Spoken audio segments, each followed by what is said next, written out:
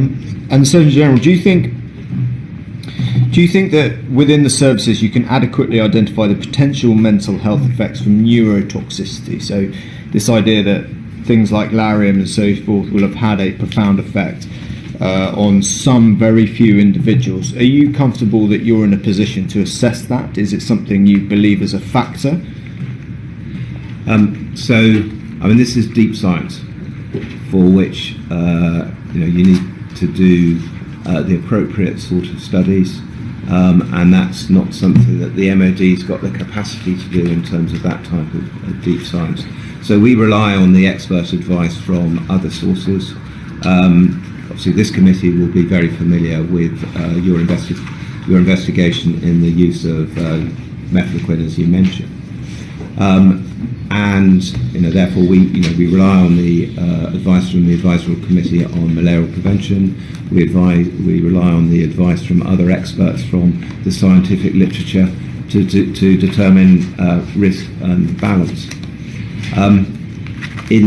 Professor Wesley, in his evidence to you, highlighted the real challenge in mental health between understanding association and causation.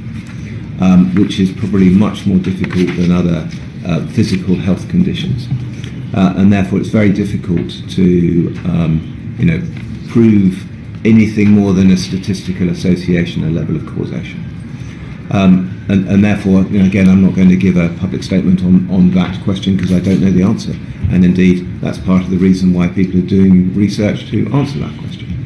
Would it be a fair assessment to say, if you look at the studies that are going on in Australia, in Canada, that we are beginning to finally grapple with the issue of neurotoxicity, or do you think there's more we could do in this country to support that? So you'll be aware of our policies and how they've been adjusted to make sure we've got the risk balance right for particularly the selection of particular anti-malarial. And indeed, the rate of prescription for mefloquine has gone down. Indeed, since the time that you conducted your inquiry, and we use our electronic health record to make sure that every single person who has been prescribed any anti-malarial complies with the templates. We can do that because we've got this integrated electronic healthcare record, and we can follow up every case for which there doesn't seem a complete record of compliance with policy. Great. So, in terms of what you asked us to do, and providing you with the evidence that we have done what we said we'd do, I believe we've met what you asked us. Excellent. And just finally, are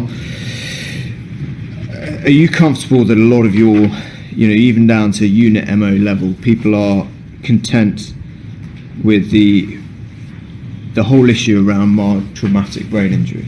So whether or not that has had an effect on individuals, whether it can be easily identified, or actually if it's a little bit sort of too difficult to identify the effect that that's had.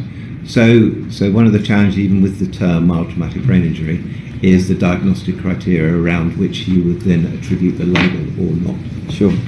What is clear is the rates of positive diagnosis of that in the UK are substantially less than the US. But again, to a certain extent you could argue there's a social and environmental context associated with having that label, which would vary between nations anyway, and that will particularly mild traumatic brain injury and its association with mental health is an area that is being researched, for which we will clearly respond to any new evidence that comes out of the research evidence.